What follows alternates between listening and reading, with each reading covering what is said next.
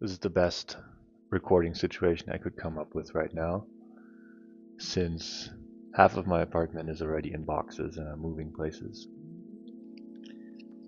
So I thought I could do a little recap of the last year and how we've been running the journal club. It's been very exciting. So, of course, I have my journal here, a big one, and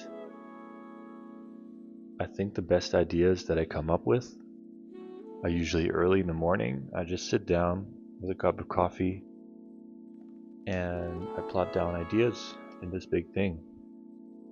Um, Sometimes I write down ridiculous things that I never do, but most of the times, if I don't open my phone or anything before, it's actually very interesting what comes out of my brain. And so I have like a couple notes for this idea. This is how this video came up this morning. And I wanted to take you through this last year because it's been literally 1 year since we started the first journal club. It was just my best friend and me. We're not living in the same city and saying, okay, let's do something that we can do every week to check in on each other, check in on ourselves, and say it out loud so that we don't feel so alone with it. Because we both do a lot, and we always ask ourselves, like, why do we need to rush through things? So, 3 chapters that we're going to go through. The decision, part 1. So, actually, over a year ago, I made the decision to leave my job to dare to plunge into the unknown. The actual situation is maybe a bit more complicated, but I was working in tech um, as an executive, and basically we stopped the working relationship, and I thought, okay, what am I going to do next? And even a couple months before, I was already thinking about, I love making caps. I used to make them before, so how can I make a business out of this? That's how Hyper Real Love really started, because I had made a cap before, um, and yeah, for me, this idea of daring to plunge into the unknown became very big. So this decision: do I stay in my environment that I'm comfortable in, or am I starting something new, something that I've never done before? And there were other opportunities to pursue, other jobs, um, very comfortable, because that's my skill. That's what I knew. Leading teams, working with people, building products. But I thought, okay, this is not the right thing. The years before, I learned asking myself profound questions, really sitting with them, changed everything for me. And that really helped me understand myself better. And it also reflected in my environment.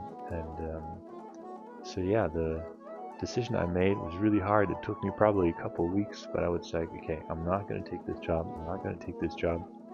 I'm going to write a contract to myself. I still have it. It's now in one of the boxes. I'm going to take it with me. But the contract essentially said, I'm going to work on Hyper Real Love for 1 year, at least 1 year, give it the time, and I'm going to say no to other opportunities that might come along the way, which is probably the most important part in business. And, well, in anything that you want to really take seriously. And so I set myself this contract, wrote it down, I signed it, put it on my desk, and now we're here, which is fantastic. So dare to plunge, make the decision. Don't take that job, or do take that job, whatever it is for you, because you definitely need to learn something before you start something. Chapter 2. I called it the awakening or the embrace. Um, and it's really much an awakening of strengths and limits. So, as soon as you plunge into a new chapter of your life, many things come up. You might be, wow, one day we'll be, oh, I'm on top of the world, I'm so strong, I have these skills, I have this new project, I have this new direction that I want to go in, that feels so purposeful in my steps that I take. And I felt like that many times, still feel like that. I try to raise my energy every day to feel like that. On the other hand, there are so many things that come up that you didn't look at before, and that I didn't look at before. So many limiting beliefs, so many loops that I had built up for myself without even realizing. And wow, that's a journey. That's something that comes up and hits you hard, and you're in it, and you really don't know what to do. So, luckily, over the years, I built tools for myself to get myself out of it. And obviously, I have my loving partner who helps me with this too, and friends and family around me. I'm very grateful for that. But, dear, the amount of things that came up for me, I would have never known. But, in hindsight, I'm so grateful for that. There's so many things that I grew as a person just by doing something different. And I feel like I've always been like this. I've always tried to do new things, tried to move cities, tried to explore and live new experiences. Maybe even too much, I don't know. But now we're here, and I feel like I've learned a lot. So this embrace in this chapter really showed me that new possibilities open up as soon as you let them. And as soon as you find acceptance in what is holding you back, that's where the biggest growth can happen.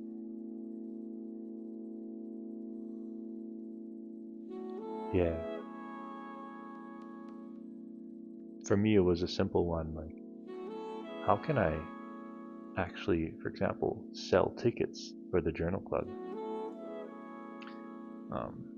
I don't know. I had a resistance to do that because I thought, oh, I just want to serve, I just want to help out, I want to do something for the community. But then I thought, well, I also want to have an energy exchange.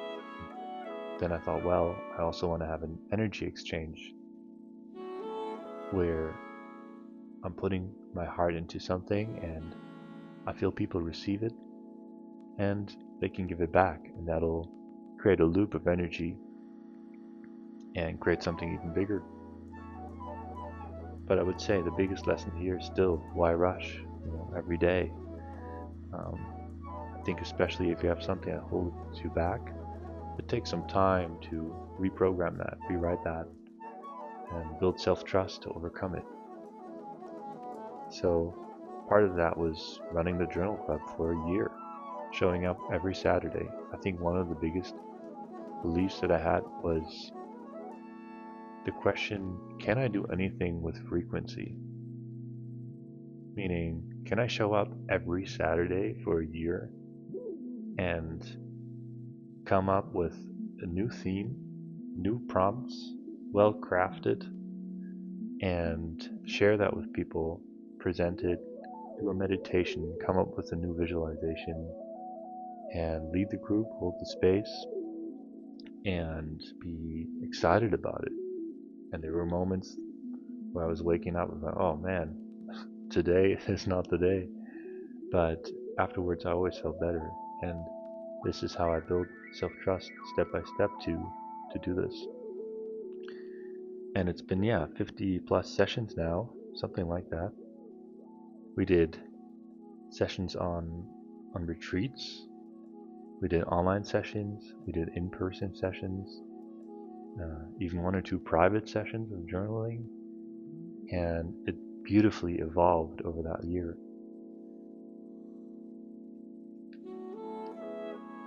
At some point, I noticed there's a new chapter beginning, which is chapter 3.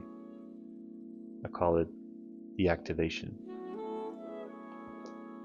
because I feel there's different signs that came up along the path, and I just really needed to activate them and trust them and see them, and move from lost to found, to feel this idea, wow, that is working. And I think as the year shifted, we went from online sessions to in-person sessions at ECA in Berlin, and that showed me, wow, there's 20 people that's showing up here together, and something beautiful happened in that moment. It was not just me giving and others receiving, but it was rather everybody in the room created something and then was sharing it with the room, and that shifted the quality of what was happening. So the self-inquiry helped people open up. The presence of the room, the energy of the people, help people to go deep, and then open up with each other, and activate in community. That was beautiful. Then we had good food and coffee and everything afterwards, and some questions were creative. Sometimes we drew, we did a visualization. Some questions also challenging to ask about what is maybe misaligned or lacking in your life. But I also saw people showing up again and again, or there was one person, a friend of Easy's, who said, well, I used these prompts as a teacher in my elementary school, so there's inspiration happening, and new friendships, new people meeting each other, and I'm so grateful for that. So I'm really inspired to continue this activation, and I feel activated, and it shows me that the project that I started over a year ago is evolving without me knowing into which direction, and I try every day to have a very clear vision and focus, and that'll come. That is evolving. But if it's one thing I learned that from my, previous life in building products and running teams, it's that you might have this vantage point, you're looking from the present moment into some desired future, some vision, some idea, some mission. But anyways, it's going to be a lot of small steps that take you there. And you got to make those steps. If you take one step, well, maybe you thought your vision is there, and then you take that one step and you learned, wow, okay, actually the gears shifted and I might land up there. And that is a beautiful lesson that empowers me to take the small steps, not only in building a product, but also in just going through the day and finding self-trust. So that's a little bit of the journey. I think along the way, I also did many more things as part of Hyper Love. Flew to Portugal to, after writing out hundreds of emails to manufacturers to find the right place to create caps.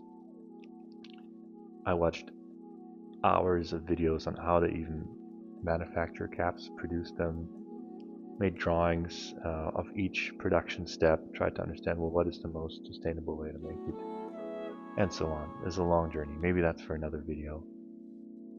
If you're interested in that, I'm happy to make another one like this. But yeah, that was a bit of a recap, and We're trying out a new format this Saturday, so maybe see you there. Thank you.